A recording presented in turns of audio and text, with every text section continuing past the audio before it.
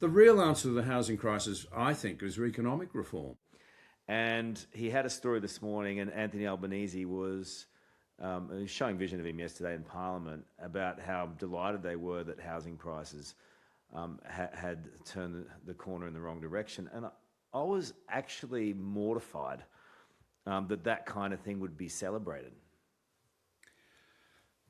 Well, this is one of the great national crises. There's no doubt about that, Carl. And we hear high levels of emotion all around us.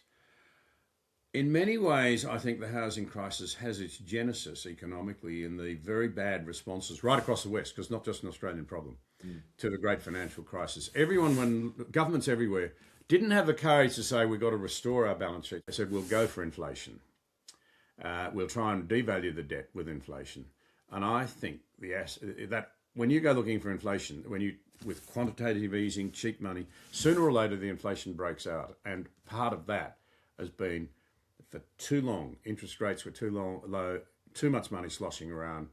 Too many people got into houses they couldn't really afford and drove the price up. Another problem is massive regulatory and tax burdens. It is a huge proportion, and you can see it varies from state to state. Guess who's got the worst, highest impost? Victoria. It's a great state ruined by a socialist government. Now we have one of the same ilk federally. They are of the same ilk. The real answer to the housing crisis, I think, is economic reform.